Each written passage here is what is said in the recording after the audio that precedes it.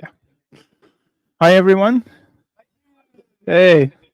It's a little bit difficult to do a talk at the festival when you've been running around all day. So I hope I remember what I'm going to say. We will find out in a few minutes. So the subject of the talk is the Vikings with two different parts. So the first is I want to talk about how the Vikings thought about beer, how they drank it, and then also at the end, what we know about how they brewed it. And to really say something about how the Vikings related to beer, what we really want is an outside witness, somebody who has observed them and can tell us about them. And we're lucky because such a witness exists. So the Caliph of Baghdad sent a diplomatic envoy in the 9th century to the Volga Bulgars here. And he met a group of Vikings. He got to see a Viking funeral and talk to them. So what does he have to say about their relationship with beer? He says they are addicted to alcohol, which they drink night and day. Sometimes one of them dies with the cup still in his hand. Now, Ibn Fadlan, of course, came from a society which did not look kindly on drinking alcohol. So he may be exaggerating. But if we turn to a Norse saga and look at what it says, this is the saga of Torgil, who comes from Iceland. As part of the saga, he spends a winter at a farm in Sogndal, Norway, south of the glacier. And if you just look at what it says, it starts by saying there are well-made houses, many people, often great drink gatherings, much going on, but the farmers did not all handle the drinks. Then in the evening of the 8th day of Christmas, the drinking was at its most intense. The next morning, they go to a Christian church service, and the next thing that happens is in the morning, they head off for drinking. Christmas was now drunk out, meaning they, yeah. So you really get the impression that Ibn Fadlan is right, and they spend all their time drinking. Is it really like that? Mm-hmm. Viking society was a little bit more complicated than that, and I want to talk about this poem called Rigsthula, which gives us a little understanding of that. So the poem is about the god Heimdall, who visits the homes of 3 couples in succession. And this gives us a little glimpse of what Viking society was really like. So the first couple that he visits are slaves. So he's served to eat flatbread.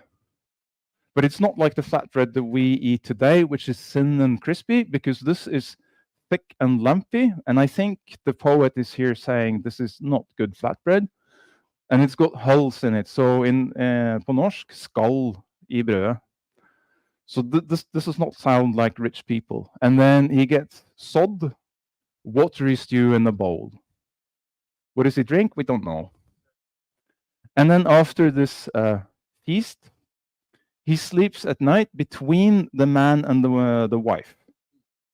And it so happens that 9 months later, there is a son. And he is given the name Trell, which means slave. And he spends his life tying ropes, carrying heavy burdens, herding goats. So you get like a thumbnail portrait of what was the life of a slave like. And then he visits a farmer couple. They're well dressed. They have chests on the floor. So this is chests is where they kept their valuables. So the poet is implying that they have some wealth. The wife is making clothes. He gets veal steak, kalvesteik, and bowls full of, this word is missing. I'm pretty sure it's beer, but the word is not there. And again, he spends the night between the wife and the husband, and a son is born. He's named Karl, which means man, and he tames oxen, makes plows, builds houses, makes carts, plows fields. So this is definitely a step up from being a slave, right? This is someone who is growing grain, he's providing for himself. But the third couple, there's another step up, right? And the man is making a bow and arrows. The wife is weaving linen. Now he gets wheat bread. They didn't grow wheat in Norway at this time. So this is quite fancy. There's a tablecloth, he gets bacon, fried birds, he's served wine. We've really made a step up in life here. And there's the usual thing, and the son is born, and he's named Jarl, which means Earl.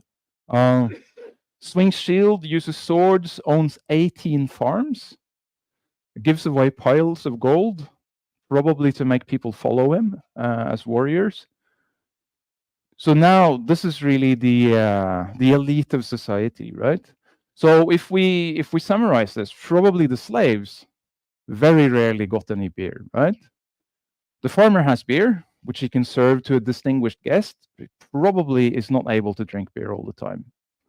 And then the chieftain is so high up that he doesn't even bother to serve beer. Any farmer can serve beer, so he has to be one step higher, and he serves stuff that's literally imported from the Mediterranean. And you may ask, right? Did the Vikings really import wine from France and Spain and Italy? Actually, there is an archaeological find of wine from Gotland, a place called Havor, and it's from the year 50 after Christ. So they were importing wine almost a millennium before the Vikings. So they did, but of course it was insanely expensive, right? Completely out of reach for a normal farmer. That's why the chieftain is serving it. And of course, most people associate the Vikings with mead, which is made from honey. But honey has always been rare and precious. So this was something that was super expensive, and that's why in the Viking literature you find it in the mythology. You don't see it very often in the sagas because it's so rare and expensive. And to add to that, the hatched area here is where bees live wild, or theoretically can live wild, right?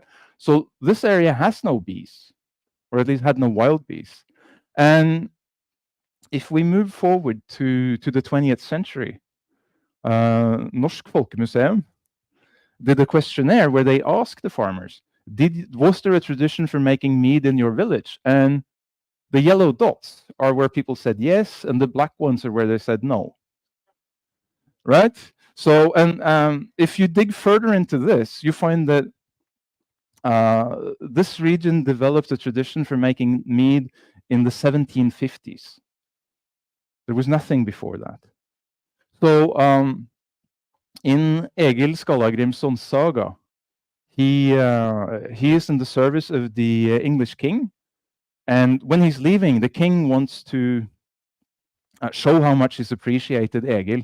So he's given a ship, and the ship is loaded with wheat and honey, the two things that you don't have in Norway, basically. Let's see what's coming. So to summarize, wine, super expensive. Mead, imported, also very expensive. And then what about beer?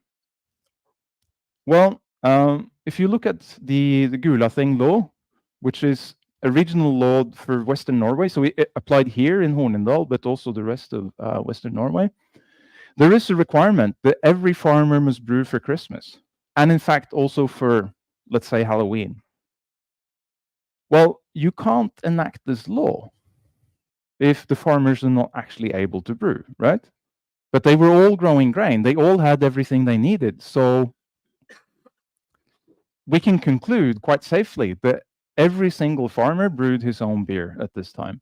But quite possibly, they only brewed once or twice a year. And in fact, if you scan forwards to the 20th century, it was the same thing. They were all brewing, but they were brewing once or twice a year. They didn't have enough grain to brew much more than that. But if we, this is the farmers, so the second class, right? What about the warrior class? Well, the warrior class had their own paradise. So Valhall was only for people who died in battle. It was not for everyone. And what happened in Valhall? Well, you spent all day fighting and then all evening drinking. And then all your injuries were gone, and you woke up the next morning and you did the same thing all over again. That was the warrior class conception of paradise, literally. Living the dream. Yes. And of course, did they live the dream all the time? Probably not. But what's clear when you read the literature is that drikkelag, as they called it in Norwegian, drinking feasts, was really central to their society. That was the main arena where people met each other. So that's where you met possible allies, you formed alliances. That's also where you made enemies sometimes, as we will see. Viking society was very, very status driven. And one of the things that really gave you status was doing legendary deeds, right? And those were remembered in stories and poems, and they were, of course, told at these occasions, right? But when people were drinking at the feast, there were quite strict ethical rules governing where people sat. There is, in fact, one saga where a woman is placed in the wrong place, so she doesn't quite get the status that she believes she's entitled to. And the result is the entire saga, which basically kills about a dozen people and takes 20 years, right? So there are reasons why there are strict ethics for this stuff. And I will show you some examples afterwards. But if we go back to the farmers, basically every time there was a gathering of any importance, they would serve beer by custom. So for Christmas, for funerals, when they settled an inheritance, for weddings, when children were born. And then this one is interesting. This is a beer feast that if you were a slave, you could pay your master and buy your freedom. And then this was the occasion where the slave mark, the neck ring, was taken off, and you became a free person. But to do that, you had to brew beer and serve it at this feast. So apparently, the sign of being a free person is that you could provide for yourself, you had enough grain, you could brew, and you could serve for others. That's how it seems. This is when you want to adopt someone. Then you have to give a beer feast to really show that you mean it. If we go forward to the 19th century, the last two disappear and all the other customs are still there. They're not exactly the same, but you would brew and drink beer for exactly the same occasions. And if we look at examples of this, we can look at a funeral ale from Eirbya Saga, which is a little bit unusual. So the farmer is sailing off to an island to collect fish that he's been drying there, but the ship sinks and they all drown. And on the farm, they've brewed the Christmas beer, but now they use it for the funeral instead. It gets repurposed. And then this is what we call gravøl in Norwegian, right? The wake where you serve beer and you remember the people who died. When they sit down to this feast, the farmer and his crew, the people who drowned, they show up, dripping wet, like they came straight out of the sea. And the saga says that at this time, Iceland was still pagan, and so this was considered a very good sign that you show up for your own funeral. So So that's all good, very well, but unfortunately, every night of this wake, funeral ale, the ghosts come back. They always come in through the same door, and then at the end, they go out through the same door.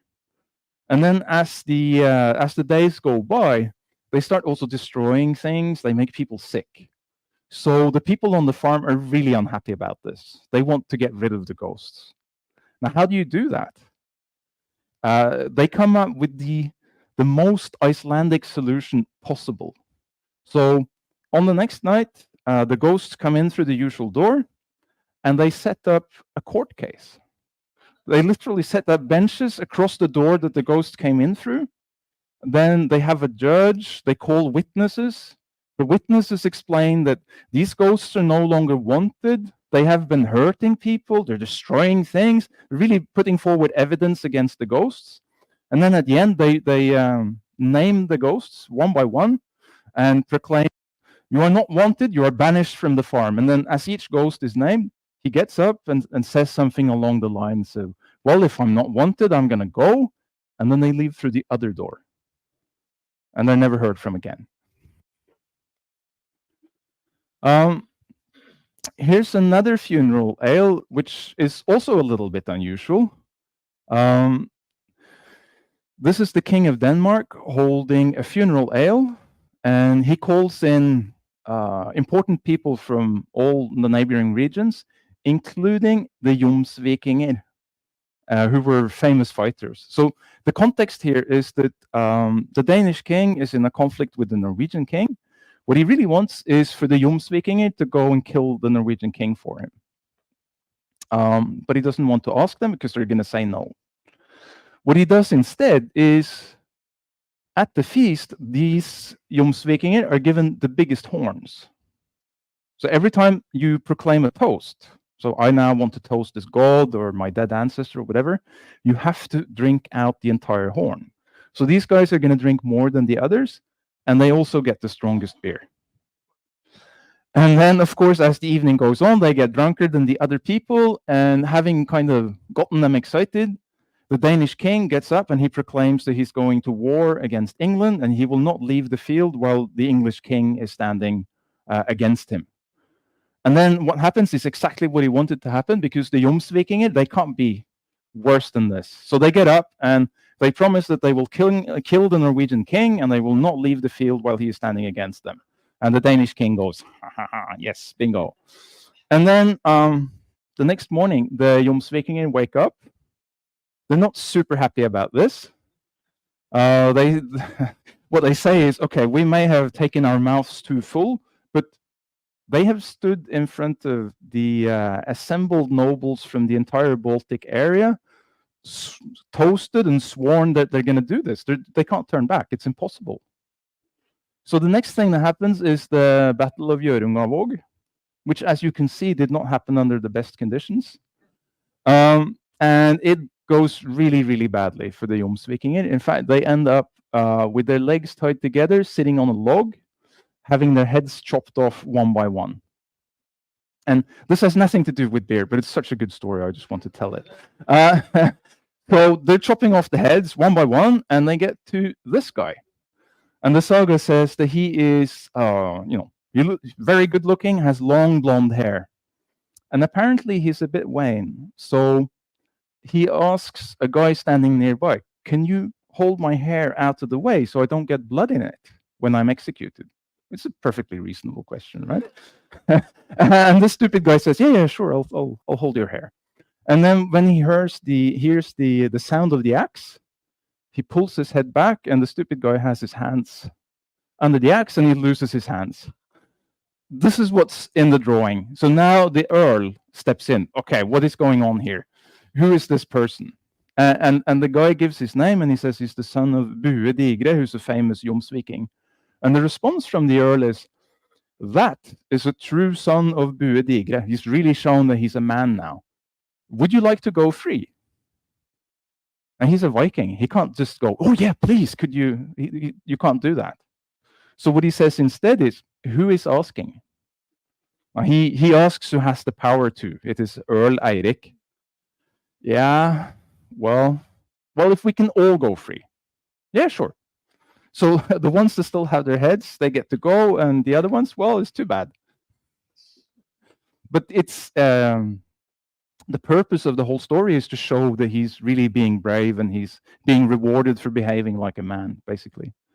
If we move on to childbirth ale, so this is the celebration that you have when a child is born, where you ask all your friends and neighbors to come and both celebrate the new child, but also be witnesses that the child has been born. What you would not expect is that this has legal consequences. This is not just a party. So in the Gulathing law, there is a regulation for how do you claim your inheritance if you are born abroad. And the problem is the locals, they don't really know who your parents are, right? Because you were born abroad. They haven't witnessed what was going on. So in the Gulathing law, there is a regulation to say, how do we solve this problem? And it says, bring forward witnesses who were present at your childbirth ale. So they will testify that, yes, you were the son of this person. So in effect, the childbirth ale becomes your birth certificate, right? But you had this huge feast that everybody was present at, and therefore people will remember it. So that's kind of the reasoning. And the same reasoning recurs in, for example, when you adopt someone. That's also why you have a huge party, so that nobody afterwards can say, yeah, when we were in the mountains, my dad mentioned that he would adopt me. No, that doesn't work. There has to be a big party, and you have to use a certain amount of grain to brew the beer. There's another interesting legal rule, and that has to do with senility. So the old farmer on each farm was effectively king of the farm. He decided what work was to be done. He made agreements and alliances with the neighbors, etc., etc., etc. So if he becomes senile, that's a huge problem. Things are now not working like they should. But then the question is, when can you tell him, no, you have to step aside? Because quite likely he doesn't want to. So the law actually gives a rule to say how to decide if you can tell him he has to go. And what it says is, if a man has his wit and can govern his estates and his agreements, and then comes the interesting part, and is horse capable and beer capable, hestefør or ølfør, then he shall govern his estate, and no man shall inherit it. So this actually makes sense. If you can ride a horse, you're sound of body. If you can sit in a drinking feast with other people and behave like normal, then you're sound of mind. And of course, this is how you maintain alliances with your neighbors, the people who will help and protect you, right? This is actually an important function. So although it sounds really weird, it does make sense. But why was beer so important to these people? It's clear that it was, right? But why? Well, this was a society that was 100% dependent on grain, right? If the harvest failed, people died. They starved to death. 2 or 3 bad harvests in a row, that had huge consequences. And they all knew that. In fact, a title for a chieftain was bread warden, protector of the bread. And the English word lord comes from an Anglo-Saxon expression that means exactly the same thing. Lord is bread protector. It's the same word. And then beer is when you take grain and you turn it into something that makes people intoxicated. And people have always considered, most cultures, in fact, have considered that when something makes you intoxicated, it puts you in touch with the gods. So the foundation of society turned into something that puts you in touch with the gods. That sounds pretty holy, right? And now I think most people listening to this will think, well, yeah, maybe he's exaggerating a bit. Have you ever been at a church service? Right? The high point, nattverden, the Eucharist, is when they literally worship wine and bread. But for the Vikings, beer was wine and bread in one. And this is not something special to us. I took this photo in a temple in Tokyo, in Japan. The moment I saw these sake barrels, I just took up my camera, shot this photo, and turned to my Japanese friend, like, why are there so many sake barrels here? And he says, we Japanese think that sake is kind of holy and make good gift for shrine. Yeah, bingo, there you go. Same thing. And of course, sake is rice, the foundation of society, turned into, yes, you know. So how does a people that considers beer holy think about people being drunk? And the answer is more sophisticated than you might think. So on the one hand, you were supposed to get drunk. You were supposed to get intoxicated. If you didn't, there was something wrong. On the other hand, you were supposed to behave. Remember what I said about if people misbehave, they can start feuds that last for 20 years? So there's there's a tight balance here. And if you look at Håvamål, which is a collection of sayings, kind of good advice for life, there's several of the verses that go, with poorer load you cannot leave than too much beer. The more you drink, the less wit your head will have. Best is the feast when out you walk, whole in mind and sense. But then comes one that I think is interesting, because it starts, spare not the mead, right? It's not that you're supposed to not drink. It's just find the balance. Don't get too drunk. Nobody can blame you if you go to bed early.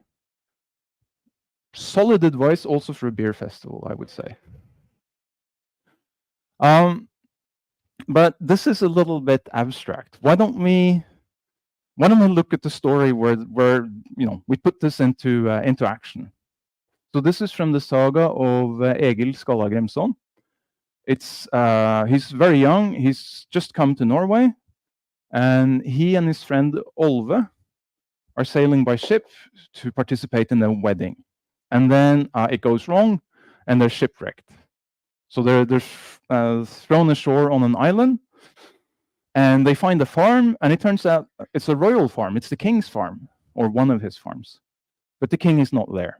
There's a man called Bård who is running the farm, managing the farm.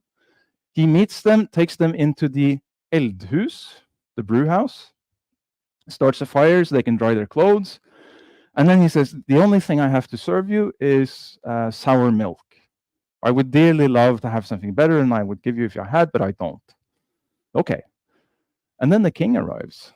And the king is, of course, installed in the hall, not in the brew house. And he is served beer and all other kinds of things. And then as time passes, the king notices the Bård is quite often absent. He doesn't like that. So he asks, where is Bård? Oh, he's attending to the other guests in the eldhus. And the king goes, why is Olve in the eldhus? This doesn't make any sense. Bring them into the hall. And then the beer feast begins, right? And what happens now is that Bård starts overcompensating. He's constantly toasting Olve and Egil and their friends. And again, we have this thing where when the host is toasting, you have to drink out the horn, right? And then he keeps toasting them and toasting them and toasting them. And the saga says that Olve's men eventually get drunk, really drunk. In fact, the saga says that some of them vomit in the hall. It doesn't say in the text, but you can read between the lines that you're not supposed to do this. But who is to blame? It's not Olve's men, because they have to drink. They're being toasted. You have to empty the horn. There's no choice. So in fact, the person who is to blame is Bård. He is behaving not well at all by forcing them to get too drunk and make asses of themselves. And of course, Egil doesn't like this. So the next time Bård comes with a horn, Egil just grabs it and he drinks the whole thing. This was meant for several people, and he just empties it. So Bård says, that's quite the thirst you have. And now Egil, being Egil, composes a poem and declaims it on the spot, cursing Bård for being a miser, stupidly impolite, a liar, and he reminds him that you said that you only had sour milk, and hey, what is this? And the response from Bård is, shut up and drink. So the next thing that happens is Egil then just takes every horn that he comes over and empties it. And now you have to read between the lines. What does it mean when a guest does that? The guest is implying that he's not getting enough beer. But you, as a host, have an obligation to give your guests enough beer. So he is, in fact, insulting the host, implying that the host doesn't serve him enough. So, in fact, Bård goes to the queen, and he says, this man is shaming us. He's complaining that he's not giving enough beer. And, of course, the queen can see that Egil is really just drinking all this beer by himself. And Bård is smart enough to leave out that he's the one who's provoked this. And then we get the stupid scene where the queen tries to poison Egil. Egil figures out that this is what's happening, and he doesn't get poisoned. And the next thing that happens is that now Olve he can't stand up anymore.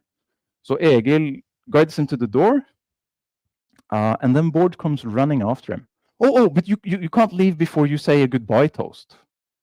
And now the saga is almost going over the top, right? Because he's saying, first, he's being an asshole, forcing them to drink so much. And then when they have to leave because he forced them to drink too much, he insists that they have another toast. This is the point at which Egil goes, this is enough. So he takes Bård by the shoulders, bends him to the floor, and vomits in his face. Then he runs his sword through him. And of course, he's now killed a servant of the king. So Egil runs a boat to escape, and blah, blah, blah. This scene sounds like it might be like a detail, but it's not. This story is what the entire saga hinges on, because the rest of the saga is about the conflict between Egil and the king. But it starts here. It starts with the guy saying, oh, we only have sour milk. Sorry. And then forcing them to overindulge. So it's an illustration of what I said, of these drinking feasts being where you interact with other people, and you might make allies or you might end up in conflict, right? I really recommend reading the saga. The start is slow because it has to explain the family background and all that stuff. Once it gets started, it's fantastic reading. So that was how do they think about beer, how do they drink it, but what was the beer like? And we can start with the things that we know. We have 0 recipes, none. There are absolutely no descriptions anywhere of anyone brewing. We have 1 find of dried up beer from the Viking Age, and nobody analyzed it. So basically what follows is me making up guesses from the few things that we do know. So just to make that very clear. What I think is an important question is, were people brewing commercially at this time, or was all the beer farmhouse beer? And there were no real towns at this point, only tiny trading posts. So that really lowers the probability that there was any commercial brewing. The laws from after the Viking Age, there are regulations for how to sell beer in the towns. But if you look at the Viking Age laws, the only thing that there is you are forbidden to sell beer at the Frostathing, the annual gathering where people got together. So clearly somebody has tried to do that, and they decided, no, this was not a good idea. So I think we can reasonably conclude that, yes, some people did brew beer and sell it, but there was nothing like a division between commercial beer and farmhouse ale. It was all effectively farmhouse ale still. We have 1 archaeological find from early 800s outside Larvik, where the arrow is pointing, which has a little bit of information. They found a lot of barley. Nobody bothered to check whether this was malts or just barley. And they found hops. And the interpretation was, okay, they had barley, they had hops. Probably this was for brewing. Either somebody brewed in Kaupang, or they were selling this to people who were brewing. they also found juniper. The archaeological interpretation of that is nothing, because archaeologists don't generally know that juniper was commonly used in farmhouse brewing, so it doesn't mean anything to them. We also have a find from a place near Kristiansand, so south tip of Norway. They found this bronze ladle with hop seeds in and around it, and there was something dried up in the bottom. But the problem is, when they analyzed this dried up stuff, they found that probably this is contamination. It doesn't tell you anything about what was in the ladle, unfortunately. But they took it to mean probably beer or some other alcoholic drink with hops. And interestingly, this is a map showing hop finds. The color indicates how old they are. So there's one Viking Age find from York. York was founded by the Vikings. It was called Jorvik originally. And then we have the two ones that I just talked about. This is just before the Viking Age, Ribe. This is Gjerrestad, 600 roughly, also before the Viking Age. And this is Staraya Ladoga now in Russia. This was on a route that the Swedish Vikings were traveling into Russia. So it really looks like not all Vikings were brewing beer with hops in it, but certainly that a good number of them were, which is quite interesting. Not least because if you read standard beer history, according to normal beer history, this is before people were really commonly using hops in beer.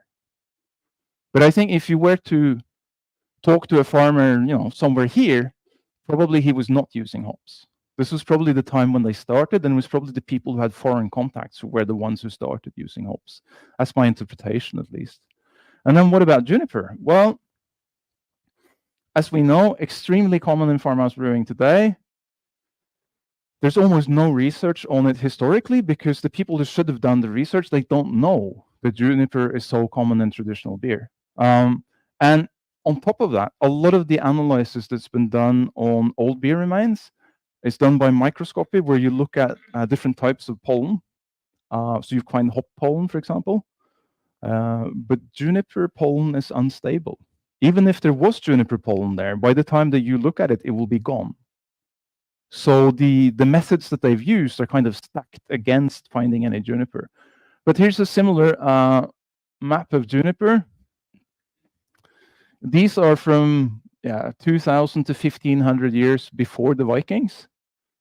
This one included hops and then juniper, and then we have a bunch of, this is just after the Viking Age. So it seems pretty likely that the Vikings were using juniper as well, even though there's no direct evidence. And then what about the yeast? That's also an interesting question, right? There is a book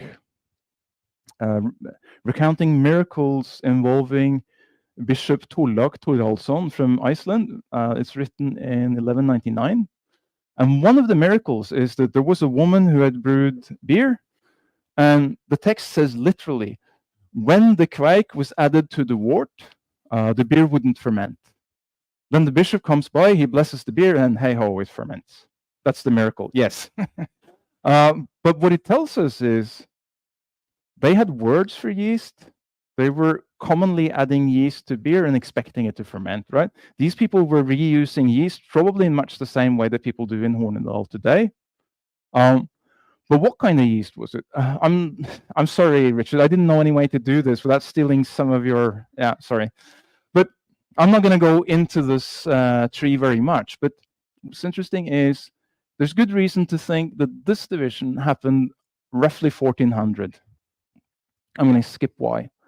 We also have an archaeological find giving us reason to think that this split might have happened roughly 600 before Christ, or maybe even earlier. So then, when does this split happen? Probably a long, long time ago. There's very good reason to think that kveik and also the Eastern Norwegian types of yeast were in use already in the Viking Age. There's nothing to prove it, but it looks that way. It looks likely. But we need something for Jørund as well. So we have to talk about the malts.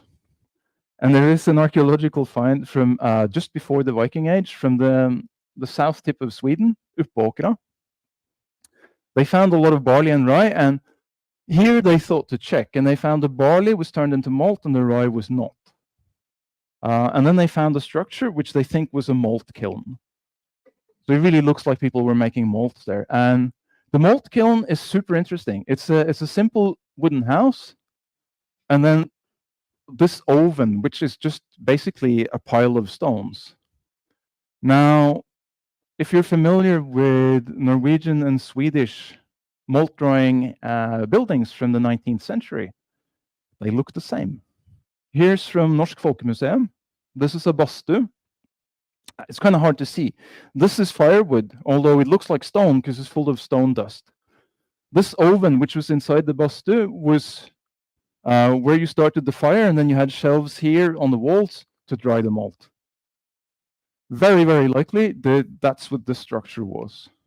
So it looks like the main malting method was quite possibly the same from the 6th century until, almost a few decades ago. But I think Jørund was really waiting for this one. There's a find from Trondheim. When they were building the public library in Trondheim, they excavated the plot first, and they found a lot of different objects, and some of them they didn't know what were. So a couple of years ago, the archaeologists went on Facebook and they posted photos of these objects and asked people, "Do you have any idea what this is?" And one of these finds made a lot of people really, really curious. Everyone who's been to Stjørdal is now smiling because this looks exactly like the planks on top of a soin, the Stjørdal type malt kiln, where the heat and smoke goes through these holes. So there were a number of people in this Facebook group immediately going, "Oh, but it's planks from a soin." And then other people were saying, "Looks like lice boards that you use to remove lice from people." It could be, they look the same, in fact. And there were a few other suggestions that also visually match. So if you want to know what this is, you have to look at the context. Where does it come from? And one of the archaeologists who was on this dig, he says he thinks they came from here, roughly. And the moment the guys from Stjørdal saw this photo, they went, "But that looks like kjerringa, the fireplace in a soin." If you take this piece of slate and you put it on top there, you've got a classic kjerring, which looks like this, which is interesting. And then, here's Jørund with his soin. Here's kjerringa, the thing that you just saw, with the planks on top. And this is what the boards look like. So this is the point where I got in, and I thought, but I read about a beer find in Trondheim. I wonder, and it was at the same dig. Maybe it's related. And these a dig like this is really, really big. The findings get published as a series of books to cover all the stuff that they find. And the planks were in one book, and the stuff that I had read about was in another book. So I have to try and relate this. And the bit that they found was straw, Myrica Gale, Porsche, and juniper. And then the archaeologists write, could the big room have been for brewing and the room next to it a storeroom? But this is building K254. And then in the other volume, the buildings are not called the same thing. But when you look into it, turns out, it is the same number, 254.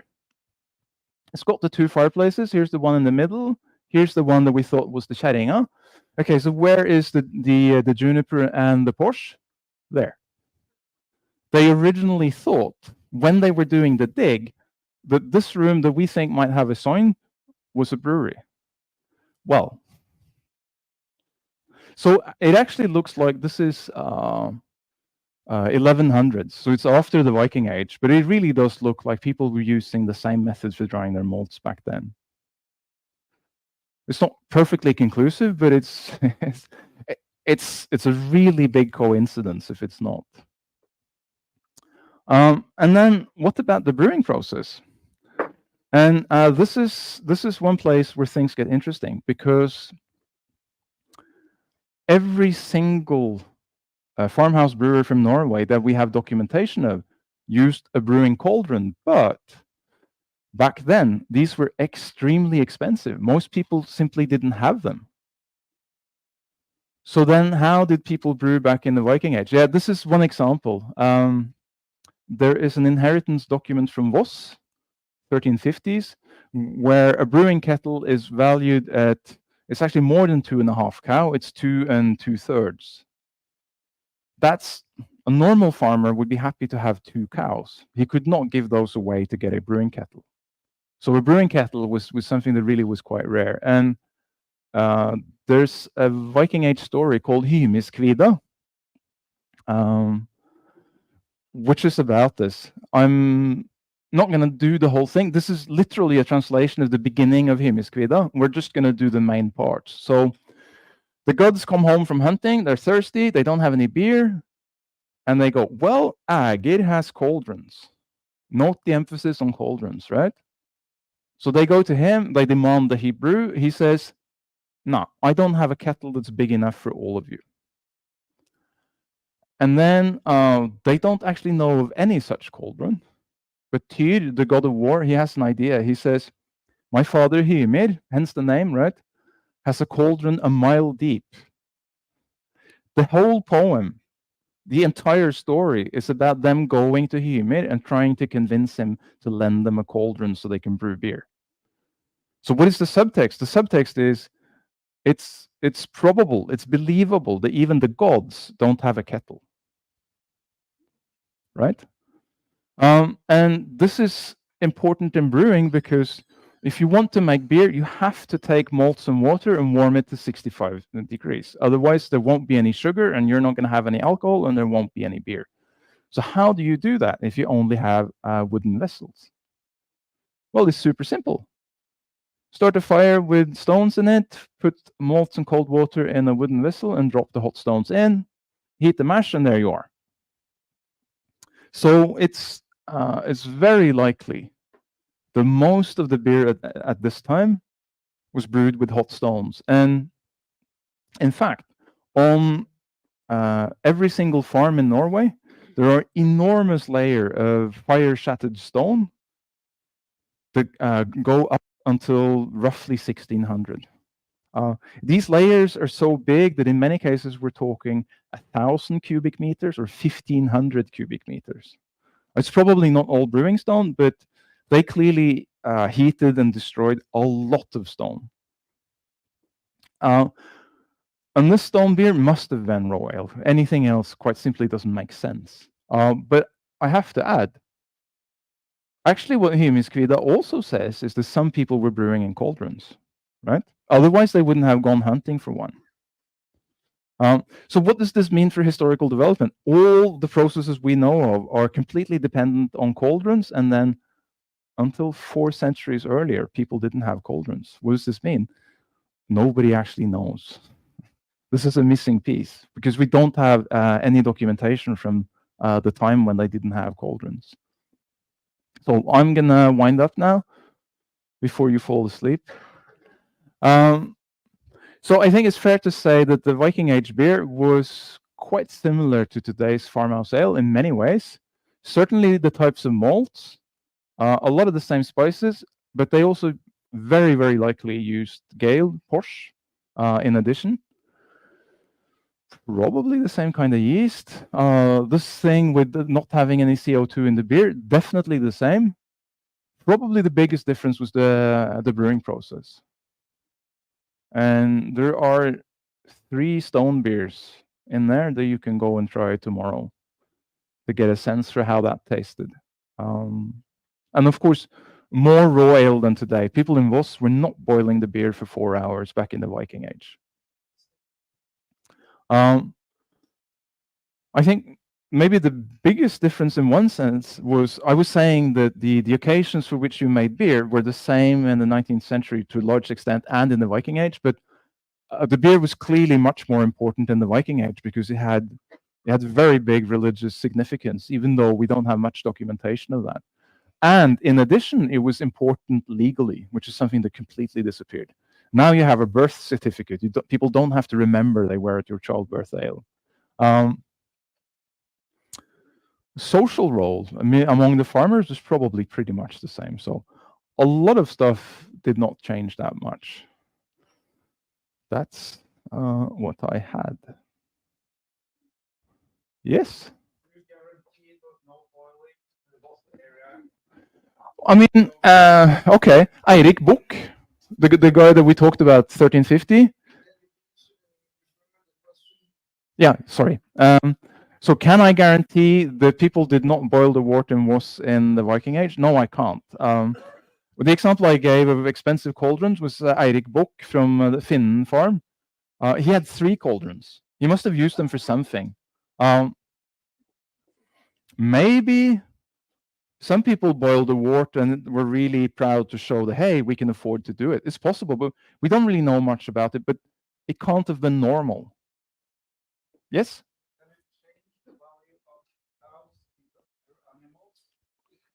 Oh, I can convert it into marks of silver.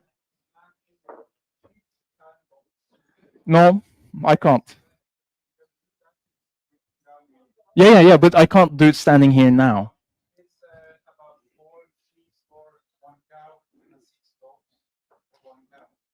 Okay. I don't think it changes the basic conclusion.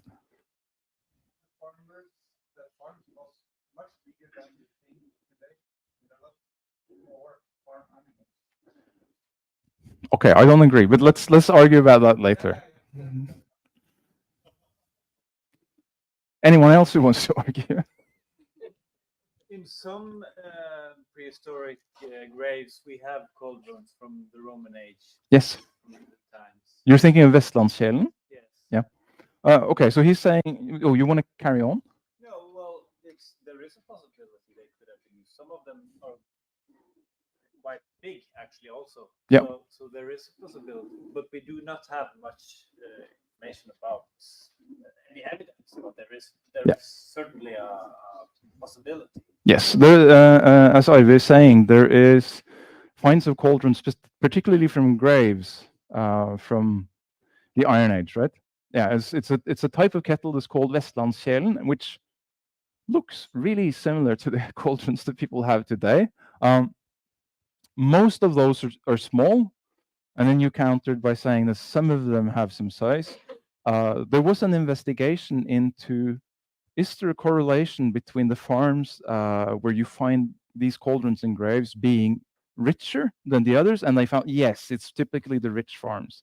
So yeah, I think the point stands.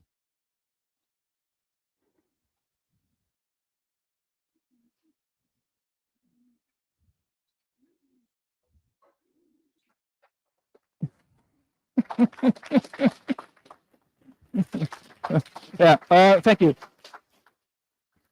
If you want to buy books, now's your chance. Alternatively, you can go and drink beer. Thank you.